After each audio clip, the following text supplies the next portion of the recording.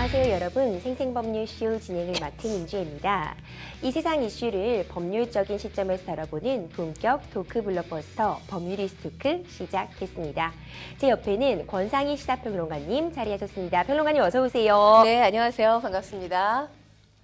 지금 이 방송은 유튜브를 통해서도 실시간으로 함께 방송되고 있으니까요. 많은 시청 부탁드리고 유튜브를 통한 소통의 창구도 열어두겠습니다.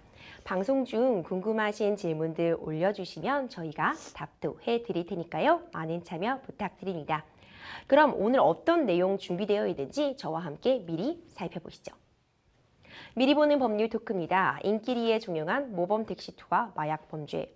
양육비 안 주는 부모 형사처벌도 가능해진다.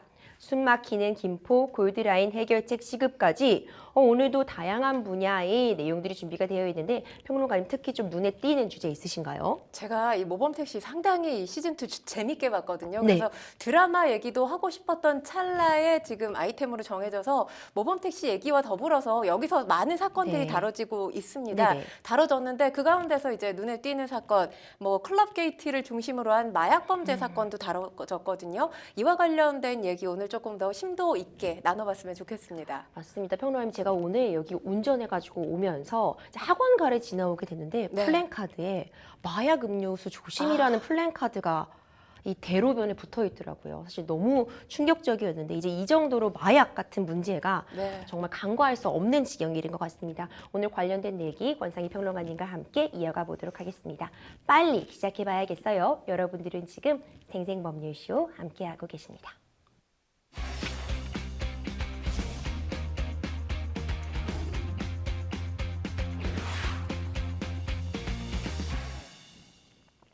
법률 이슈 토크 첫 번째 주제 바로 시작해 보겠습니다. 첫 번째 주제는 인기리에 종영한 모범택시2와 마약 범죄입니다. 오랜만에, 정말 오랜만이에요. 시청률 20%가 넘는 TV 드라마가 등장을 했습니다. 얼마 전 종영한 드라마 모범택시2인데요. 정말 방영 내내 매 에피소드가 화제가 됐어요. 네, 그렇습니다. 그 중에서 사실 제가 뭐 상당히 놀랐던 게 이 드라마가 사전 제작된 드라마거든요. 오, 네. 그런데도 불구하고 최근에 사실 승리 씨 소식을 접할 수가 있었어요. 그런데 승리 씨와 연관된 클럽 게이트 사건도 다뤘을 뿐만 아니라 이 또 OTT 플랫폼을 통해서 사회적 반향 크게 일으켰던 이 작품이 바로 나는 신이다라는 네. 작품이었잖아요. 이와 관련해서도 지금 모범택시2에서 사이비 종교와 관련된 에피소드를 다뤘거든요. 그래서 이게 지금 제작진이 의도하지는 않았을 텐데 어쩜 이렇게 시적절한 주제를 다뤘는지 사실 놀라면서 봤습니다. 네, 그렇습니다. 이 최종화의 시청률이 21%를 넘었더라고요. 통쾌한 결말이다, 마치 사이다 마신 것 같다 이런 얘기들 해주시는 분들이 많았는데 사회적인 문제들, 평론가님 언급해 주신 것처럼 뭐 마약 게이트 문제, 뭐 이런 교주, 사이비 교주 문제 이런 것들을 신랄하게 다뤄서 굉장히 많은 분들의 호응을 얻은 것 같습니다. 못 보신 분들도 있을 거고 일단 관련 내용 좀 소개해 주시죠. 일단 모범택시를 중심으로 한 이 무지개 운수 멤버들 사적 복수를 대리해주는 서비스를 하는 사람들입니다. 그런데 시즌1 보신 분들은 아시겠지만 이 5명의 멤버들이 개인적으로 억울하게 피해를 당했던 그런 피해자의 입장이에요. 그러니까 피해자들끼리 연대해서 유사가족 형태의 모습을 띱니다. 이들이 이제 억울하게 피해를 당한 사람들을 대리해서 사적 복수를 완성해주는 임무를 맡아서 정말 통쾌한 쾌감을 안겨주는 그런 복수 장면들이 펼쳐지게 되는데요. 그러니까 뭐 법이나 공권력이 해결하지 못한 문제를 대리해서 해결해주는 그런 모습들이 펼쳐집니다. 특히 이재훈 씨가 이 김독이라는 캐릭터를 맡아서 주인공으로 열연을 펼쳤는데 이재훈 씨의 여러 가지 부캐를 볼 수 있었기 때문에 이재훈 씨에게 또 N독이라는 별칭이 생기게 된 그런 시즌 2번째 드라마이기도 합니다. 시즌 1, 2 모두 다 사랑을 받았던 만큼 뭐 시즌 3에 대한 기대감까지 지금 높아져 있는 그런 상태입니다. 그렇군요. 사실 재작년에 방송됐던 모범택시 1도 인기가 많기는 했어요. 그런데 이번 시즌이 더 화제성이나 이런 면에서 뛰어나다 보니까 형보다 나은 아우다 이런 얘기 나오고 있거든요. 네. 일단 이 드라마가 이렇게 인기를 얻었던 데는 여러 가지 이유가 있겠지만 이 드라마 자체가 시즌 1, 2 모두 다 성공을 하면서 대한민국 드라마의 시즌제가 정착하는 데 일조한 드라마라는 평가를 받고 있습니다. 사실 시즌 1 같은 경우는 이게 사적 복수라는 게 법적인 테두리를 넘어선 복수 행위잖아요. 그쵸. 그렇기 때문에 드라마나 영화에서는 용인되겠지만 우리 현실에서는 사실 적용할 수가 없습니다. 드라마에서도 이 부분에 대해서 의문점을 제시해요. 과연 이 사적 복수 정당성이 있느냐 이와 관련된 딜레마를 끊임없이 제시를 하는데 시즌 2에 들어서면서 문제 제기라기보다도 이 그동안 우리가 이 맞닥뜨렸던 보도를 통해서 접했던 여러 사건들을 모티브로 한 에피소드들이 펼쳐지는데 아까 제가 말씀드렸던 사례 외에도 뭐 취업 사기라든지 또 노인들을 대상으로 한 사기, 또 부동산 청약 사기, 또 대리 수술 문제 저희가 이 시간에도 다뤘던 적이 있습니다. 의료 사고와 관련된 부분들까지 다루게 되면서 그동안 우리가 잊고 있었을지도 모를 사건들을 다시 재조명하는 역할을 합니다. 그러니까 기억에 방점을 두게 되거든요. 그러니까 이런 아픈 사건들을 통해서 우리가 이와 유사한 시즌 2, 시즌 3의 사건을 다시는 맞닥뜨리는 사회를 만들지 말자라는 의미까지 담고 있기 때문에 시청자들이 더 좋아하지 않았나라는 생각이 드는데 네. 일단 우리가 누군가에 대해 적개심을 가지고 있고 복수를 하고 싶다라는 생각을 갖고는 있지만 이걸 실행할 수는 사실 없잖아요. 그렇죠. 그런 측면에서 본다면 드라마를 통해서 극강의 카타르시스를 느낀 분들이 아마 많으실 거예요. 이 드라마 시즌2가 인기를 얻는 데는 뭐 극강의 카타르시스가 가장 큰 작용을 했다고 보여지고요. 그리고 시즌1부터 시즌2까지 무지개 운수 멤버들이 바뀌지 않았습니다. 그건 다시 말하면 그만큼 이 5명이 뿜어져내는 케미가 탄탄하게 구축됐다라고 말씀을 드릴 수가 있는 거예요. 그래서 일단 이들의 뭐 연기, 믿고 보는 연기를 펼쳤기 때문에 시청자들이 계속해서 이 채널 고정하면서 볼 수 있지 않았나라는 생각이 들고요.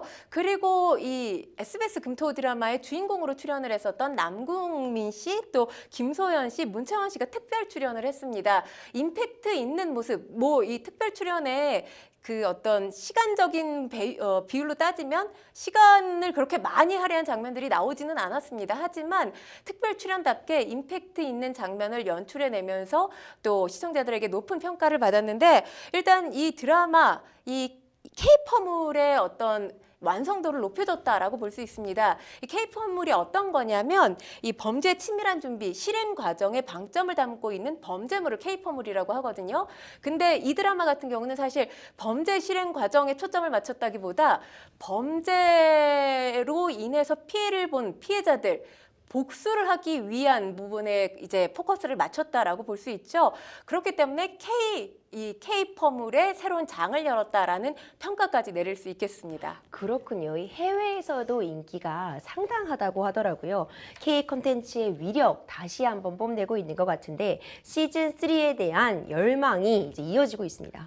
그러니까 참 제가 이 드라마를 보면서 우리 사회에서 이 사건 사고가 끊임없이 반복되고 있잖아요. 그리고 새로운 사건 사고의 유형들도 끊임없이 등장하고 있는 상황이기 때문에 모범 택시는 계속될 수밖에 없다는 생각을 가졌는데 뭐 시즌2가 시즌1보다 인기를 끌었기 때문에 시즌3 확정됐다는 발표가 초고속으로 나왔습니다. 시청자들 기대감을 그대로 반영해준 뭐 결과라고 볼 수 있는데 사실 무지개 운수 5명의 멤버들 특히 주인공을 맡았던 이재훈 씨 역시 시즌3에 대한 기대감이 있었는데 그 기대감이 이제 실현될 날이 머지 않았다라는 생각이 드는데 물론 아직까지 지금 시즌3 확정이 되기는 했지만 언제 방송이 될지는 알 수 없습니다. 왜냐하면 제작진들 간에 뭐 사전 조율하는 과정도 필요하고요. 또 배우들 간에 일정 조절하는 또 이 과정이 필요하기 때문에 아직까지 정확하게 시즌3가 언제 방영될지는 알 수 없지만 지금 시즌1 같은 경우 2021년에 방영이 됐거든요. 그로부터 2년 후인 올해 시즌2가 이제 방송이 됐던 거고요. 그렇기 때문에 뭐 1, 2년 정도의 제작 단계를 거치게 되면 시즌3가 방송되지 않을까 조심스럽게 예상을 해봅니다. 이 모범 택시2는 앞서 말씀 주신 것처럼 매 에피소드 정말 다양한 사회적으로 문제가 되는 사건들을 정면으로 다뤘습니다. 성착취물 공유방 사건, 그리고 해외 취업 청년 강금 폭행 살인 사건, 노인 사기, 불법 청약, 아동 학대 등등 우리가 그동안 뉴스에서 흔하게 봐왔던 그런 범죄들이 대거 등장을 했는데요. 무엇보다 화제가 된 건 이 버닝썬을 떠올리게 한 클럽 게이트 관련 에피소드였어요. 네, 클럽 게이트. 여기에서 클럽명은 버닝썬이 아니라 블랙썬으로 나오죠. 네. 버닝썬에서 맞닥뜨렸던 사건이 그대로 드라마에 옮겨졌다라고 보시면 됩니다. 보신 분들은 아시겠지만 아이돌 빅터가 등장을 하거든요. 이 아이돌 빅터는 누가 떠오르시겠습니까? 바로 아이돌 멤버였던 승리 씨를 연상할 수 있는 그런 캐릭터였는데 이 이재훈 씨, 그러니까 김도기라는 캐릭터가 블랙썬의 가드로 이 위장 취업을 해서 이 블랙썬 내부에 있었던 여러 가지 문제점들, 그러니까 범법 행위들을 파헤치는데 힘을 보태는데요. 사실 이 버닝썬 사건에서도 알 수 있다시피 이번 드라마 이 블랙썬 클럽에서도 마약 폭행, 또 성범죄, 경찰 유착 의혹까지 다루게 됩니다. 이 클럽의 배후에 경찰이 있는 것으로 드라마에서 그리고 있는데 드라마와 현실이 다른 점이 있습니다.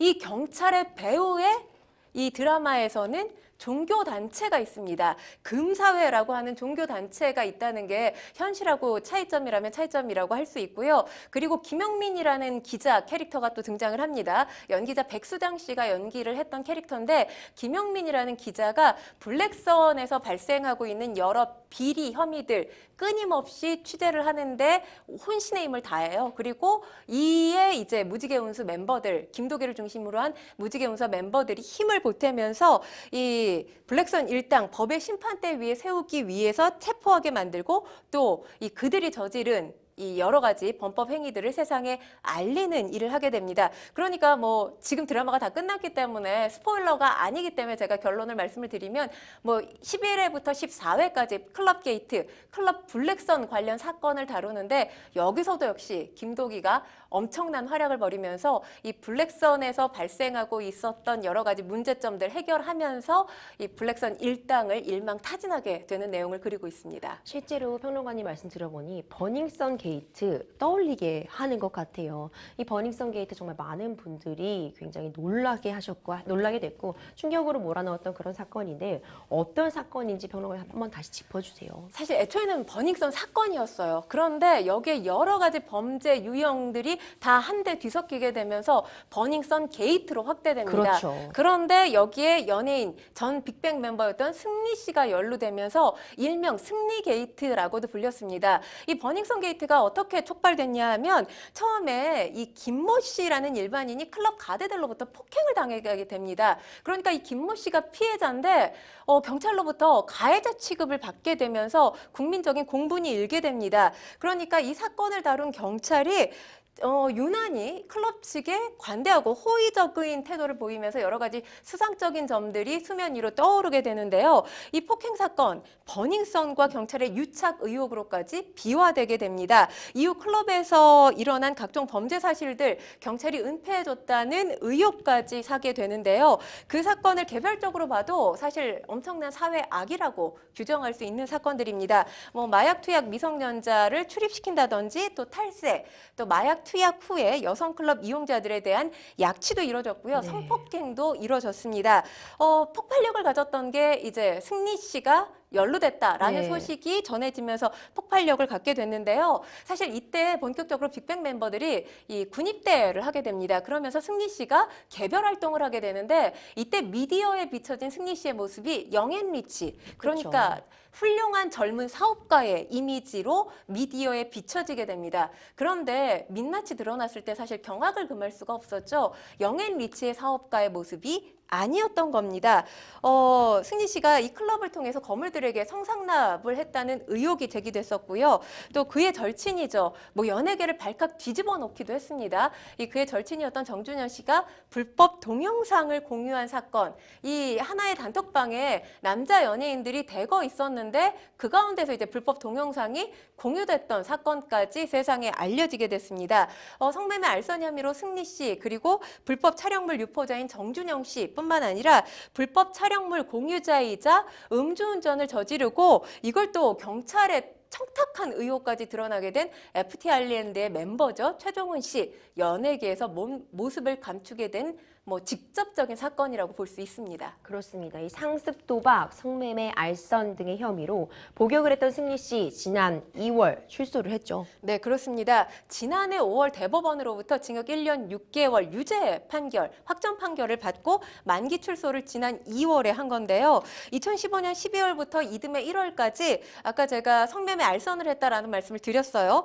클럽과 금융투자업 투자 유치를 위해서 대만, 홍콩, 또 일본 등의 투자자를 대상으로 해서 여러 차례 성매매를 알선하고 본인도 성매수한 혐의를 받았습니다. 또 강남의 주점인 이 한 브랜드 사용료 등의 명목으로 클럽 버닝썬 자금 5억 2,800만 원을 횡령하고 직원들의 변호사비 명목으로 유리홀딩스 회사 돈 2천만 원을 빼돌린 혐의도 있습니다. 승리에게 당시 적용된 혐의 9개였는데요. 법원 1, 2, 3심 모두 이 9개 혐의에 대해서 유죄 판결을 내렸습니다. 그렇군요. 이 버닝썬 사태 크게 이슈가 됐지만요. 이후로 마약류 범죄는 평론가는 더 늘고 있는 추세인 것 같아요. 특히 클럽 같은 유흥업소 중심으로 마약 관련 범죄 좀 끊이질 않고 있죠. 네, 그렇습니다. 국수본에서 지난해 8월부터 12월까지 5개월 동안 마약류 범죄를 특별 단속했는데요. 클럽을 중심으로 한 이 마약류 범죄 지금 변호사님께서 말씀해 주셨다시피 끊이지 않고 있는 상황이고요. 2019년 사실 버닝썬 사건이 일파만파 커졌던 그런 해요로 기억을 하고 있는데 그럼에도 불구하고 그 이후에 클럽을 중심으로 한 이 마약 사건들 더욱더 늘어나고 있는 추세입니다.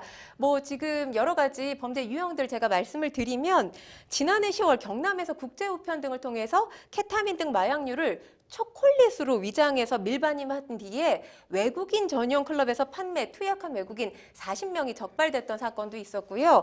그리고 부산에서도 최근에 외국인 전용 클럽에서 마약류를 유통, 또 투약한 외국인 클럽 업주 등 74명이 무더기로 검거되는 사건도 있었습니다. 또 지난해 10월이죠. 이 경기 김포에서 부부가 창고를 임대해서 파티룸을 창고였는데 파티룸으로 개조를 한 겁니다. 그래서 그곳에서 대마를 재배, 판매, 투약하다가 구속되는 일도 있었는데 지금 최근에 또 이게 클럽을 벗어나서 클럽이 워낙 이 단속 이 빈번하게 이루어지는 그런 장소다 보니까 많은 젊은이들이 클럽을 벗어나서 파티룸을 대신 빌려서 파티룸에서 파티를 하면서 이 마약을 투약하는 사례들도 늘어나고 있다는 보도가 이어지고 있습니다. 네. 온라인을 통한 비대면 거래 계속해서 증가하고 있는 상황이고요. 또 놀라운 것은 요즘 10대도 마약에 이 손대기가 쉬워진 상황이잖아요. 그런데 중요한 게 마약 투약뿐만 아니라 마약 유통까지 가담하고 있는 10대도 증가하고 있는 추세입니다. 정말 우려스러운 부분인 것 같아요. 이제 마약의 중독성도 높고 재범의 우려가 크다 보니까 이 아이들이 마약에 노출됐다는 거 정말 간과할 수 없는 부분인 것 같거든요. 또 실제 마약 중독자들 얘기를 들어보면 유흥업소에서 처음 접하는 경우도 많고 이 유흥업소에서 마약을 하는 사람을 보는 건 예사다 이런 얘기가 들리더라고요. 그러니까 사실 마약을 접하는 경로가 다양한데 진통제인 줄 알고 주변에서 권유해서 맞다가 마약에 늪에 빠진 사람들도 있고요. 또 클럽에 가서 마약에 접하는 경우도 굉장히 흔한 사례라고 합니다. 중요한 건 뭐 이 클럽 이용자 가운데서 어떤 한 사람이 인터뷰에 응한 내용을 보면 클럽 이용자 100명 중에 한 8, 90명은 마약을 할 거다. 이런 끔찍한 글쎄요, 이걸 저는 뭐 팩트라고 믿고 싶지는 않지만 그만큼 클럽을 중심으로 해서 마약이 일상화되고 있는 게 아닌가라는 우려가 제기되고 있는 지점인데요. 사실 이 한 취재진이 텔레그램, 이 마약 판매가 이루어지고 있는 텔레그램에 잠입을 했는데 중요한 게 여기서 마약이 필요하다고 하면 2시간 이내에 마약을 구입할 수가 있다고 합니다. 그러니까 마약을 구입하기가 상당히 쉬워진 상황이 된 거예요. 중요한 건 사실 이렇게 마약, 뭐 중독이 굉장히 큰 위험 요소로 꼽히고 있는 그런 범죄 유형이잖아요. 그런데 지금 이 마약 사범과 관련해서 치료를 전담하고 있는 병원이 우리나라에 21곳입니다. 그러니까 보건복지부가 지정한 병원이 21곳이에요. 그런데 이 가운데서 제대로 작동을 하고 있는 곳은 인천과 경남에 단 2곳밖에 없습니다. 그러니까 치료를 받아서 이 마약 사슬을 끊겠다라고 의지를 다진다고 하더라도 거리상 멀다 보면 또 치료에 소홀해지는 경우가 발생을 하거든요. 있거든요. 일본에서는 정부에서 이 마약 치료에 상당히 많은 지원을 하고 있다고 합니다. 우리도 지금 마약과의 전쟁 선포를 하지 않았습니까? 이 전쟁에서 이기려면 단속 검거 물론 중요하죠. 하지만 이 마약 사범들에 대한 치료까지 정부가 좀 더 책임지는 모습을 보여야 되지 않을까 싶습니다. 또 얼마 전에는요, 집안에서 버젓이 대마를 재배하다가 또 유통까지 한 일당이 붙잡혔습니다. 대마 재배 제조 시설이 주거 지역에까지 그냥 밀접하게 들어와 있다는 그런 건데 국민 안전 위협받고 있다고 볼 수밖에 없을 것 같아요. 네, 그렇습니다. 정말 우려가 되고 있는 지점이라고 볼 수 있는데요. 이 검찰에 따르면 권모 씨와 박모 씨 20대입니다. 2021년 12월부터 올 1월까지 서울 중랑구의 주거 밀집 지역에 대형 이 대마 텐트, 동결 건조기, 유압기, 그러니까 대마를 재배할 수 있는 조건에 일종의 공장을 차렸다고 볼 수가 있습니다. 여기서 이제 대마를 만들어서 재배, 흡연, 소지한 혐의를 받습니다. 그리고 이들 환각 성분이 일반 대마보다 서너 배가량이나 높은 이 액상 대마도 제조를 했는데요. 텔레그램 채널을 통해서 판매 광고까지 한 것으로 알려졌습니다. 그리고 이 단속 우려가 당연히 있었겠죠. 그렇기 때문에 제조시설 주변에 외부 감시용 CCTV까지 설치하는 치밀함까지 보였습니다. 또 아파트 안에서 대마를 재배한 일당도 적발이 됐는데요. 정모 씨와 박모 씨 30대입니다. 지난해 5월부터 올 2월까지 경남 김해 아파트 두 곳에서 이 대마 텐트 등 재배시설을 갖추고 대마를 키워서 흡연한 혐의를 받고 있습니다. 더욱더 놀라운 건 이 해당 아파트의 임신 초기인 배우자 등 가족도 함께 살고 있었다고 합니다. 이들 역시 텔레그램을 통해서 수십 차례의 이 대마 판매 광고 글을 올렸다고 하고요. 재배한 대마, 일명 던지기 수법으로 직접 판매한 것으로 드러났습니다. 그러니까 이들이 액상 대마를 재배하게 된 것 어디서 배웠냐면 인터넷에서 배웠다고 합니다. 네. 마약 사범 초범이라고 해요. 그런데 이렇게 해서 수익을 얻게 되면 사실 계속 이 늪에 빠질 수밖에 없는 거죠. 그렇기 그렇죠. 때문에 마약을 투약한 것도 이런 사범들을 이 검거하는 것도 중요하지만 이 유통책들 잡아들이는 것 역시 중요해졌습니다. 맞습니다. 굉장히 좀 위험한 부분이 많은 것 같아요. 재범 우려도 있고요. 아무래도 마약이라는 범죄의 특성상 한 번 이제 중독이 되게 되면 헤어나오기가 어렵잖아요. 근데 변호사님 사실 지금 제가 알고 있기로는 마약 사범 가운데 초범인 경우에 우리가 흔히 말해서 감옥살이라고 하죠. 징역형을 받는 경우가 거의 드물다고 알고 있거든요. 실제로 어떤가요? 맞습니다. 우리 평론가님이 지적해 주신 것처럼 특히 초범인 경우 그리고 단순히 마약을 한 경우 그러니까 나서서 마약을 유통했다거나 마약을 제조했다거나 밀반입했다거나 이런 정도에 이르지 않고 단순히 처음에 이제 마약을 접했다, 마약을 했다 이런 경우에는 집행유예, 벌금형 받는 경우가 굉장히 많습니다. 그러다 보니까 어떻게 보면은 또 쉽게 그 다음 마약을 하게 되는 거 아니냐 이런 지점이 분명히 나오고 있는 것 같아요. 초범의 경우 법원 선고 결과 좀 살펴보면은 2년에 걸쳐 대마초를 구매하거나 흡연, 재배한 경우에는 징역 2년에 집행유예 3년 선고받았거든요. 그러니까 이런 걸 보면은 아무래도 좀 처벌이 너무 약한 거 아니냐 이런 지적은 좀 피해갈 수 없는 그런 상황입니다. 또 얼마 전 마약과 관련해서 굉장히 충격적인 사건이 있었어요. 이 서울의 한 강남 학원가에서 일명 마약 음료 사건이 발생을 했습니다. 학생을 대상으로 어떻게 왜 이런 짓을 했냐 정말 그런 생각이 드는데 마약 범죄가 정말 급속도로 확산이 되면서 보이스피싱, 성범죄 등 다른 범죄들이랑 뭔가 결합되는 형태로까지 진화하고 있는 것 같아요. 사실 마약 범죄가 성범죄랑 결합한 사례는 과거에서부터 쭉 있어 왔어요. 그런데 이번 이 대치동 학원가를 중심으로 한 마약 음료 사건은 사실 경악스러운 그런 사건이죠. 그러니까 불특정 다수를 대상으로 해서 나도 모르는 사이에 내가 마약과 연관되어 있는 사람이 될 수도 있다는 겁니다. 그렇죠. 그러니까 마약이 하이브리드 범죄의 어떤 촉매제로 지금 작용을 하고 있는 촉매로 떠오르고 있는 상황인데요. 이 지금 마약 음료 사건 다시 한번 짚어보면 10대 학생들에게 무작위로 이 필로폰이 들어있는 마약 음료를 건네지 않았습니까? 그리고 이를 빌미로 학부모들에게 돈을 요구하는 협박 전화까지 서슴지 않았습니다. 그러니까 이 사건이 마약과 보이스피싱이 결합된 신종 마약 범죄 사건으로 지금 떠오르고 있는 건데요. 중국에 있는 총책이 점조직 형태로 제조책, 유통책을 두고 또 마약 음료를 불특정 다수에게 전달을 한 겁니다. 그리고 이 협박 전화, 이 중국에서 발신된 번호, 그러니까 국내에서 이 변작 과정을 거쳐서 학부모에게 걸리게 된 겁니다. 그러니까 전형적인 보이스피싱 범죄 조직이 마약을 매개로 한 이 하이브리드 범죄 양상을 띠게 된 건데요. 중요한 건 이렇게 이 마약이 하이브리드 범죄의 촉매로 떠오르게 된 것, 마약 가격이 상당히 싸졌습니다. 그러니까 대마와 필로폰 같은 경우 1회에 투입할 수 있는 양을 구입할 때 드는 비용 얼마인지 아세요? 얼마나 되나요? 10,000원에서 30,000원이라고 합니다.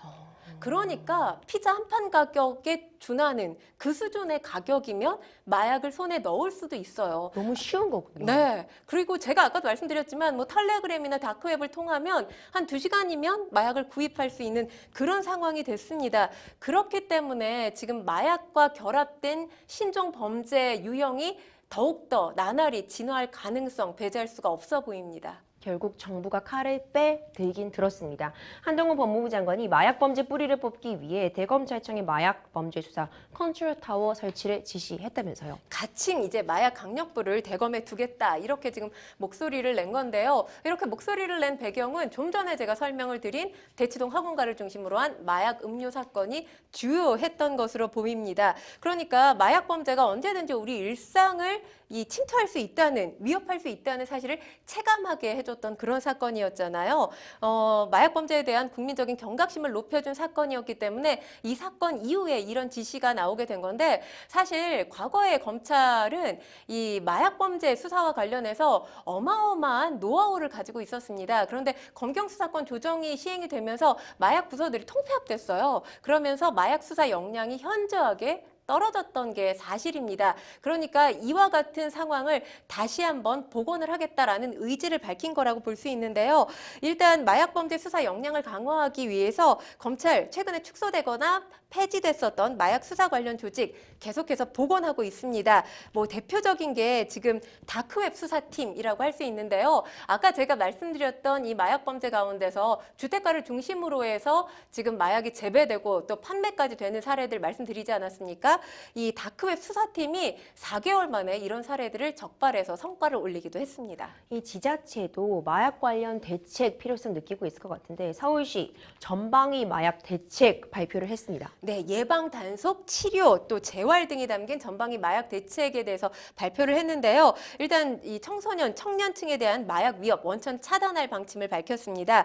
이를 위해서 이 서울시 스마트시티 통합 플랫폼과 25개 자치구 관제센터를 활용해서 어린이 보호구역, 또 청소년 학원가를 중심으로 마약 관련 의심 상황 발생 여부 24시간 동안 감시할 예정이고요. 또 SNS를 통해서 마약을 쉽게 접하고 구매할 수 있는 그런 상황이기 때문에 이런 게시글을 발견할 즉시 삭제하고 또 이와 관련해서 이 방통의 차단을 요청할 계획도 세우고 있습니다. 또 4월을 마약류 집중 교육의 달로 지정을 했습니다. 그래서 서울시에 있는 이 각급 초, 중, 고등학교 이 학생들을 대상으로 보건소에서 찾아가는 마약류 예방 교육도 실시하고요. 또 이미 치료를 요하는 중독자들 상당히 많은 것으로 알려지고 있거든요. 이와 관련된 대책도 내놨는데요. 서울시립 은평병원의 기능을 강화해서 마약 치료 인프라를 늘린다는 구상도 발표했습니다. 그렇군요. 이렇게 우리가 모범택시2 이야기로 시작해서 마약 범죄에 관련 문제까지 짚어봤습니다. 남의 일인 줄만 알았던 마약 문제가 더 이상 남의 일이 아닙니다. 우리 사회에 깊숙이 침투해 있는데요. 마약에 관대한 사회 분위기 개선도 필요해 보이고요. 관련 법 제도 개선을 통해서 마약 청정국의 지위 다시 되찾아야 될 때가 아닌가 생각이 듭니다. 첫 번째 법률이스 토크 여기까지 만나보도록 하겠습니다. 여러분들은 지금 생생법률쇼 함께하고 계십니다.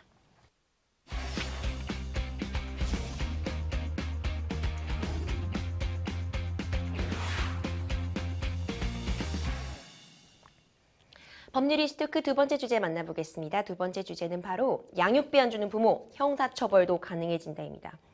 이혼을 했는데 자녀 양육비 주지 않는 부모의 신상 공개하는 배드 파더스가 이슈가 된 적이 있었었죠. 아이들의 생존, 생활이 걸린 문제니만큼 양육비 무조건 무조건 주셔야 하는 돈입니다. 양육비 떼먹는 이에게 지급 이행 약속 받아내더라도 실제로 양육비를 받는 미혼모가 10명 중 3명에 불과하다는 조사 결과가 있더라고요. 그러니까 사실 약속을 해도 지키지 않으면 이게 약속이라고 볼 수 없는 거죠. 국회 입법조사처가 발간한 한 보고서를 보면 양육비 이행관리원을 통해서 양육비 미지급자로부터 양육비 이행 확약, 그러니까 양육비 줄게 이런 약속을 받았다고 하더라도 실제로 돈을 받은 사람들 뭐 38%가 조금 넘는 정도였습니다. 2021년 7월에 양육비를 떼먹는 부모를 대상으로 해서 실명 공개 또 운전면허 정지 출국 금지를 할 수 있게 됐는데 이행된 사례 많지 않다는 지적도 담고 있습니다. 법이 시행됐던 2021년 7월부터 2022년 6월까지 이름이 공개된 양육비 미지급자 13명입니다. 그런데 접수 건수가 29건이거든요. 그러니까 이름이 공개된 건수는 사실 절반에 못 미친다라고 볼 수가 있습니다. 보고서에서 강조하고 있는 부분 조금 말씀을 드리면 일단 양육비 지급 불이행자에 대해서 운전면허 정지, 또 출국금지, 명단 공개, 형사처벌 등의 제재 조치가 도입이 되기는 했지만 여기 사실 법원 감치명령이 필요한 상황이거든요. 그렇기 때문에 실효성을 확보하지 못하고 있다는 점을 지적하고 있습니다. 그래서 감치명령 요건 삭제해야 된다 이런 주장을 보고서가 펼치고 있습니다. 변호사님, 사실 이 양육비 받지 못하면 경제적인 문제로 어려움을 겪게 되잖아요. 곤란을 겪는 가정들 상당수 있는 걸로 지금 알려져 있는데 양육비를 받지 못하게 될 경우에 지급명령 할 수가 있죠. 그렇죠. 양육비 직접 지급 명령할 수 있습니다. 그러니까 양육비를 주어라는 판결을 받고도 이제 양육비를 안 주시는 경우가 굉장히 많죠. 근데 양육비는 내가 이혼한 상대방 배우자에게 지급하는 돈이 아니라 나의 아이에게 지급하는 돈이거든요. 그렇죠. 아이의 생활과 직결되는 부분이라 절대로 이 아이 양육비 지급하지 않으시면 되는 돈이 아니고요. 또 남는 돈으로 지급하는 돈이 아니라 무엇보다도 먼저 지급해야 된다는 돈입니다. 말씀해 주신 것처럼 양육비 직접 지급 명령할 수 있고요. 이 지급 명령 있음에도 계속해서 주지 않으면 과태료 처분도 할 수 있고 감치 명령 그리고 나아가 운전면허 같은 거 정지시킬 수도 있는 출국 제한 조치 등도 마련되어 있는데 그럼에도 불구하고 여전히 양육비를 미지급하고 있는 비율이 많다는 점이 참 문제점으로 지적할 만한 것 같아요. 지금 한국가정법률상담소에 의하면 한 해 동안 양육비 소송 구조 사건이 100여 건에 달한다고 합니다. 대부분 이행 확보 사건이 많았다고 해서. 네, 92건을 이 한국가정법률상담소 양육비 소송 구조 사건 진행을 했다고 하는데요. 이 가운데서 양육비 이행 확보 사건이 59건으로 가장 네. 많았습니다. 그러니까 말이 조금 어려워요. 양육비 이행 확보 사건이 어떤 거냐면 양육비가 정해졌어요. 네. 그런데 비양육자가 이를 지급하지 않을 때 양육비 이행을 촉구하거나 강제할 수 있는 겁니다. 양육비 이행 확보 사건 59건, 미지급 양육비를 금액별로 봤을 때 가장 많은 구간이 1,000만 원 이상 3,000만 원 미만이었습니다. 23건으로 가장 많았어요. 이 가정법률상담소에서 강조하고 있는 부분 저도 동의를 하는데요. 일단 이 양육비 채무자가 일정 회기 이상으로 양육비를 지급하지 않았을 경우에 사실 채무자가 내 재산 조회해도 돼 이런 경우 거의 없잖아요. 없죠. 채무자 동의 없이 재산 조회를 할 수 있도록 해야 한다라는 목소리를 내고 있고요. 또 한 가지는 고의로 소재 불명인 이 양육비 미지급자들도 있습니다. 이를 악용하는 채무자도 있기 때문에 이 감치 결정이 가능하게 해야 한다 강조를 하고 있는 상황입니다. 그렇군요. 말씀 주신 것처럼 고의로 지급하지 않은 이들 출국 금지와 명단 공개 등 제재도 받게 되는 거죠. 네, 고의로 양육비를 지급하지 않은 86명 명단 공개 등 제재가 결정이 됐는데요. 제재 유형별로는 명단 공개가 6명, 출국 금지가 41명, 운전면허 정지 처분이 39명입니다. 이 제도 아까도 말씀드렸지만 2021년 7월부터 시행이 됐어요. 도입 이후에 처분 건수가 계속해서 늘어나고 있는 상황인데 2021년 하반기에 27명이었던 대상자가 지난해 상반기에만 150명을 넘어섰습니다. 제재를 시행한 이후에 양육비 채무액을 지급하는 사례도 늘어나고 있습니다. 뿐만 아니라 정부가 양육비를 고의로 주지 않고 버티는 비양육 부모를 법원의 감치 명령 없이도 형사처벌을 할 수 있도록 그런 법 개정을 지금 추진하고 있다고 합니다. 사실 기존에는 형사처벌 전에 감치명령까지 필요했기 때문에 감치명령이 또 내려지는 데 시간이 걸리다 보니까 이행을 확보하는데 어려움이 굉장히 많았거든요. 그러니까 제재를 강화하기 위해서는 뭔가 이 제도가 실효성을 발휘를 해야 되잖아요. 그러니까 이 관련된 사람들이 절차를 좀 간소해 줬으면 좋겠다, 간소하게 마련해 줬으면 좋겠다, 이런 목소리를 많이 냈다고 지금 여가부가 설명을 하고 있습니다. 일단 양육비 채무 불이행자에 대한 운전면허 정지처분 대상도 확대할 방침이라고 지금 목소리를 내고 있는데요. 현재 정지처분 유예 조건에 이제 생계 유지 목적 에 해당이 되면 유예 처분이 되는 경우가 있습니다. 여기에 양육비 이행 계획 승인을 추가해서 정지 처분 유예를 엄격히 할 방침이고요. 또 지금 아까도 제가 말씀을 드렸지만 채무자가 내 재산 봐봐, 이렇게 재산 조회할 수 있도록 하는 채무자 거의 없습니다. 이 양육비 채무자 동의 없이도 소득과 재산 조회가 가능하도록 양육비 이행법 개정을 추진할 예정도 밝혔습니다. 여가부는 채무자의 금융, 신용, 보험 정보도 조회할 수 있도록 금융위원회와 협의할 방침이라고 밝혔습니다. 이 최근 3년간 양육비 감치명령 미집행률, 그러니까 집행이 되지 않은 미집행률이 90%에 달한다는 이야기가 있었거든요. 이번 법 개정을 통해로 평론가님이 지적해 주신 것처럼 좀 실효성 있는 대책이 마련되기를 바라봅니다. 이 밖에도 저소득 한부모 가족의 경제적 부담을 덜기 위한 생계 지원도 강화될 예정이라면서요. 그러니까 아동 양육비와 관련된 부분부터 말씀을 드리면 약 월 20만 원 지원 시점 현행 18세 미만 자녀에서 고등학교 졸업시 때까지로 확대해서 학업 도중에 이 경제적인 어려움을 겪지 않도록, 그래서 경제적인 어려움 때문에 학업이 중단되는 일이 발생하지 않도록 제도 개선을 검토하겠다라는 이 정부 입장이 나왔는데요. 지금 같은 경우를 보면 자녀가 만 18세 생일이 도래하는 시점에 양육비 지원, 그러니까 이 아동 양육비 지원이 중단됩니다. 그러니까 이게 만 18세 생일이 도래하는 시점이 보통의 경우 사실 고3 때거든요. 가장 어떻게 보면 이 학업에 관련된 비용 부담이 클 수밖에 없는 시점이에요. 이런 부분에 문제가 발생하기 때문에 이와 관련해서 이 제도 개선 검토하겠다라는 목소리가 나온 거고요. 그리고 현행 기준 중위소득 60% 이하인 저소득 한부모 가족 이 아동 양육비 지원 대상과 기본 20만 원, 여기에 추가 5만 원에서 15만 원인 지원 단가 확대도 검토하고 있습니다. 또 시설 입소 한부모에게만 월 5만 원씩 또 지원이 되고 있었던 상황이거든요. 그런데 이 생계비 시설에 입소하지 않은 한부모들에게도 지급할 방침입니다. 그리고 관련해서 사실 한부모 가정 같은 경우 뭐 지금 살고 있는 곳, 주거 불안정을 겪고 있는 가정이 상당히 많을 수밖에 없어요. 이 한부모 가족 복지시설의 기본 입소 기간 최대 3년에서 5년으로 확대할 방침이고요. 매입 임대주택 2022년에 245호였는데 올해 266호까지 늘릴 계획을 세우고 있습니다. 또 영구 임대주택 우선 공급 대상에 이 수급자의 한부모 가족도 추가할 방침입니다. 이와 관련된 내용 이제 다다음 달이죠. 올 6월에 공공주택 특별법 시행규칙 개정을 거쳐서 하반기 입주자 모집부터 적용될 예정이고요. 그리고 저소득 한부모 자녀 같은 경우에 한부모 가족 자녀에 대해서는 국공립 유치원 우선으로 입학할 수 있는 기회를 지속해서 보장하고요. 만약에 사립 유치원에 다니는 경우에도 추가 학비 월 20만 원을 지급할 예정입니다. 그렇군요. 이어서 청소년 부모 얘기도 좀 해보려고 해요. 아무래도 어린 나이에 아이를 키우려면 경제적으로 빠듯할 수밖에 없는데요. 아이를 키우고 있는 만 24세 이하 청소년 부모의 80%가 양육비가 부담된다고 느낀다, 이렇게 밝혔다면서요. 네, 그렇습니다. 여가부에서 지난해 7월부터 이 청소년 부모 아동 양육비 지원에 관련된 시범 사업이 시행이 됐습니다. 이와 관련돼서 이 지금 지원 대상이 된 400명을 대상으로 해서 설문조사가 이루어졌는데요. 청소년 부모의 평균 연령은 22.5세였고요. 자녀 수 평균 1.4명이었습니다. 그리고 청소년 부모의 약 80%가 양육비 때문에 경제적인 어려움을 호소하고 있는 상황인데 성별이 여성인 경우 그리고 자녀가 많을수록 이 어려움을 호소하는 경우가 늘었습니다.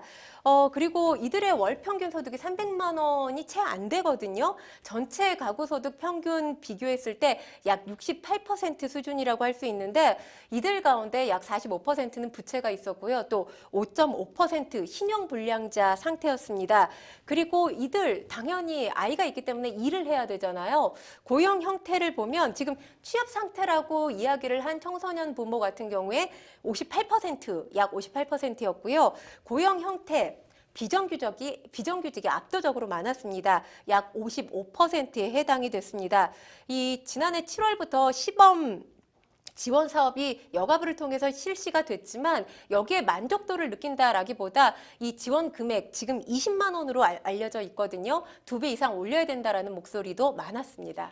그렇군요. 이 경제적 취약계층뿐만 아니라 청소년 부모의 자녀, 중증 장애인, 형제자매를 둔 아동들에게도 아이돌봄 서비스가 우선적으로 배정이 되는 아동돌봄 지원법 개정안도 국회를 통과했죠. 이건 좀 반가운 소식이네요. 네, 그렇습니다. 아이돌봄 서비스, 그러니까 지원을 받게 될 규모를 확대시키겠다라는 의미인데요. 현행 아이돌봄 지원법을 보면 국민기초생활보장법에 따른 수급자 그리고 차상위 계층의 자녀 등이 아이돌봄 서비스를 우선적으로 이용할 수 있도록 하고 있습니다. 이것보다 지원 대상을 이제 확대하겠다라는 건데요. 여가부에 따르면 이제 청소년 부모, 학업 또 포기할 수 없죠. 그리고 아이도 키워야 되죠. 일도 해야 됩니다. 이렇게 병행하는 경우가 많기 때문에 아이돌봄 서비스 절실하게 요청을 하는 사람들이 많다고 해요. 그리고 또 자녀 중 일부가 중증 장애를 겪고 있을 경우 양육자 같은 경우는 이 중증 장애 아동에게 모든 노력을 할애할 수밖에 없는 그런 상황입니다. 이런 경우에 양육자의 장애 아동 돌봄으로 비장애인 자녀 같은 경우 또 아이돌봄 서비스 우선으로 지원할 가능성이 상당히 높죠. 그리고 중증 장애인 아동의 경우 돌봄은 보건복지부 장애 아동 지원 서비스로 제공할 예정입니다.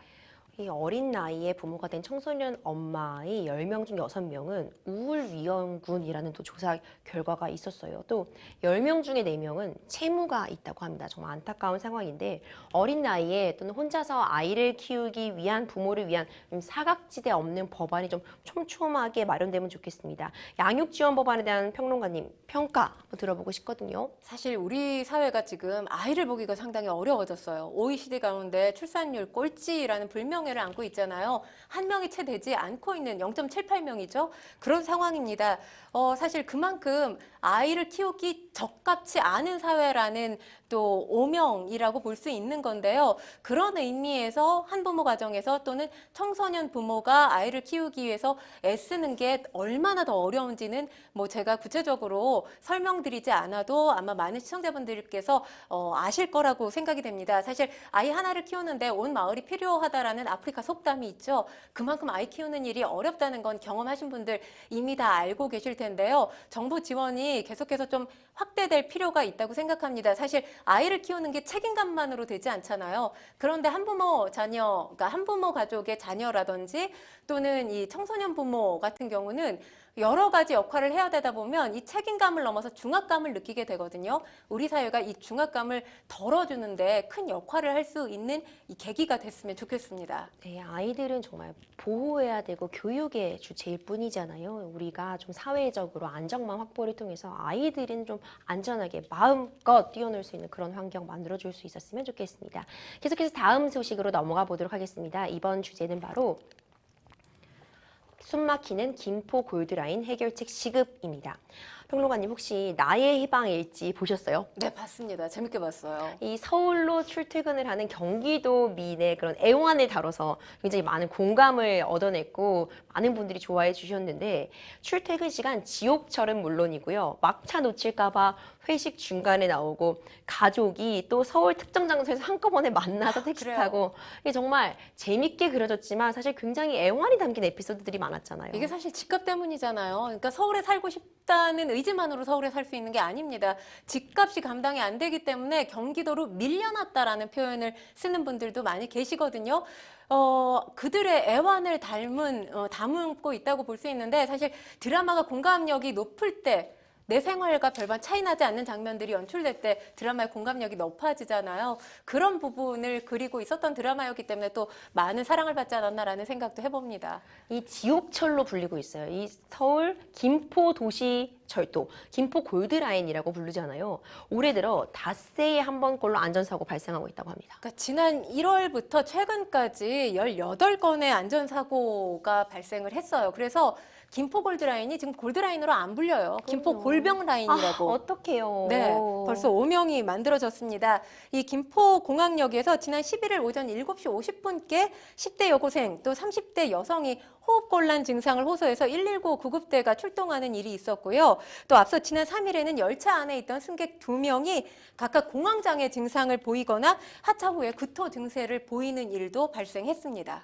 아니 지하철은 정말 안전 문제랑 직결이 되어 있잖아요. 특히 출퇴근 혼잡 시간에 많은 승객들 한꺼번에 몰리면 그야말로 아찔한 상황 발생할 수밖에 없는데 앞서 김포 골든라인의 이 출근 시간대죠. 오전 7시 30분에서 9시까지 이 승객 과밀 현상 완화하겠다고 전동차 배차 간격 축소해 봤는데 효과는 여전히 미미했다면서요. 그러니까 배차 간격을 지금 3분 7초로 당긴 거거든요. 그러니까 이전에 조정이 되기 이전의 상황을 보면 오전 7시 반부터 8시 20분까지 50분 동안 3분 간격으로 열차가 왔었고요. 그리고 그 이후부터 9시까지는 3분 30초 간격으로 운행이 된 걸 3분 7초로 했습니다. 그런데 사실 이게 기술적으로 3분 7초에서 더 당길 수는 없는 상황이에요. 그런데도 불구하고 이렇게 사람들이 집중적으로 몰리는 상황, 변함없이 계속 발생하고 있는 이유는 3월이 되면서 개학을 하지 않았습니까? 그렇죠. 학생들까지 이 시간대에 김포 골드라인을 이용하면서 이용자 수가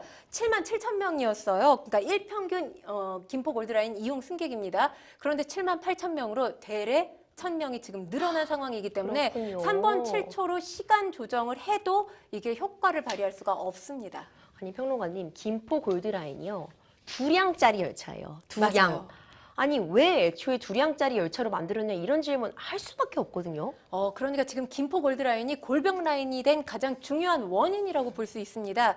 당초에 3량짜리 열차로 계획이 됐었어요. 그리고 당시 시의회에서 인구가 늘어날 수 있으니까 4량으로 짓자 이렇게 그렇죠. 목소리를 냈거든요. 그런데 최종적으로 2량이 된 데는 사정이 있었습니다.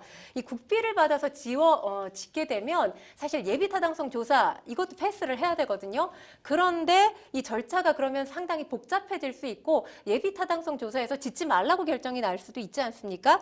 그렇기 때문에 시 자체적으로 이 가능한 범위에서 짓다 보니까 단 2량짜리 꼬마 열차가 만들어지게 된 겁니다. 사업 승인 당시에 김포시 인구 20만 명이었어요. 네. 그런데 집값 때문에 김포시로 유입되는 인구들이 젊은 층이 많이 유입이 됐습니다. 현재 50만 명까지 늘어났거든요. 2배 이상 늘어났네요. 그렇죠. 그러니까 중요한 건 지자체가 재원 조달을 위해서 면밀하게 사업 계획 살피지 않았던 거죠. 그러니까 이런 결과가 결국에는 수요 예측 실패로 나타나서 시민들 큰 불편을 겪고 있게 된 겁니다. 그렇군요. 최근 원희룡 국토교통부 장관과 김병수 김포시장 대책회의 가졌으면 대책 나와야만 할 상황인 것 같거든요. 어떤 방안 평론가님 뭐 나온 거 있나요? 그런데 실효성이 의문입니다. 제가 좀 말씀을 드릴게요. 먼저 출퇴근 혼잡도가 가장 높은 풍무역, 고천역에 셔틀버스를 무제한 투입하고 이를 위해서 김포공항부터 서울 개화역까지 버스 전용 차로를 지정하는 방안이 나왔는데 이게 서울시 협조가 우선해야 되는 네. 상황입니다. 그렇기 때문에 당장 시행할 수가 없고요. 또 내년 9월 예정인 이 증편 계획 3개월 앞당기겠다 이런 계획이 발표됐거든요. 근데 내년 9월을 3개월로 앞당겨봐야 내년 6월이에요. 그러니까 그때까지 시민 불편 감내를 해야 될 수밖에 없는 그렇죠. 상황이고요. 여기에 또 한 가지 의견이 나왔습니다. 이 김포와 한강공원 선착장 사이를 운행하는 수륙 양용버스 도입하겠다. 이런 목소리도 나왔는데 현실성이 떨어져요.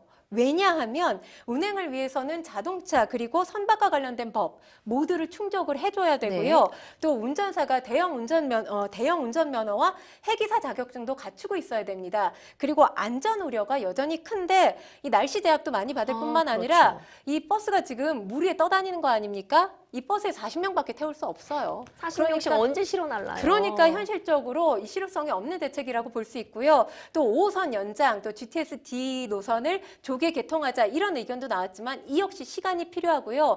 지금 땜질식 대책으로 나온 게 바로 커팅맨을 배치하는 거거든요. 네. 근데 커팅맨이 이제 당장 적정 인원만 탈 수 있도록 이 조절을 하는 능력, 그러니까 조절할 수 있는 기능을 담당을 하게 됩니다. 그런데 이 역시 장기적인 대책이라고 보기는 어렵습니다. 그러니까 초반 도시 계획 세울 때 이 행정이 얼마나 중요한지 이번 사태를 통해서 여실히 드러났다라고 볼 수가 있겠습니다. 맞습니다. 이 만만치 않은 지옥철로 불리는 9호선은 이제 강동구 지역의 4단계 연장 공사 진행이 될 예정이고요. 혼잡도가 높은 노선으로 유명한 서울 지하철 2, 3, 5호선은 열차도 증편이 됐습니다. 여러 가지 대책들이 나오고는 있는데 지옥철이 된 지하철, 골병 노선이라는 건 정말 너무 끔찍한 내용인 것 같은데 안 그래도 출퇴근길 몸이 무거운 시민들의 몸을 더 축축 처지고 무겁게 하고 있는 것 같습니다. 그리고 무엇보다 안전이 문제겠죠. 소 잃고 외양간 익히기 전에 평론가님, 어떤 대책들이 좀 마련돼야 될까요? 사실 제가 이와 관련해서 정말 많은 자료들을 찾아봤거든요. 근데 지금 승강장 자체가 두량으로 만들어졌기 때문에 여기에서 당장 시행 가능한 대책이 없다는 게 너무 답답합니다. 네. 중요한 건 여기서 뭐 한 가지 의견만 덧붙이자면 정치인들 선거 때마다 이 관련해서 김포 골드라인 탑승하는 어떤 시츄에이션을 계속 연출하거든요. 시민 불편만 가중될 뿐입니다. 직접적인 대책 내놓지 않는 한 정치인들 김포 골드라인 타서 시민들 불편하게 하는 일만큼은 없어졌으면 좋겠습니다. 무엇보다 중요한 건 안전이죠. 승객들, 시민들의 안전 최우선으로 하는 대책 빠르게 이루어지길 바랍니다. 생생법률쇼 어느새 마칠 시간입니다. 오늘도 함께해 주신 권상희 평론가님 고맙습니다. 네, 감사합니다. 방송이 끝나도 상담 접수 계속되니까요. 법률 상담 받고 싶으신 분들은 상담 전화 0255-7295번으로 평일 오전 9시부터 오후 6시까지 연락 주시기 바랍니다. 오늘 저희가 준비한 순서는 여기까지입니다. 시청해주신 여러분 고맙습니다.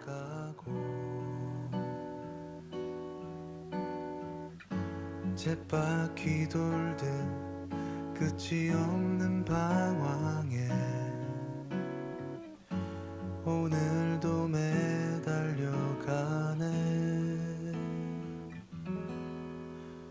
거짓인 줄 알면서도 겉은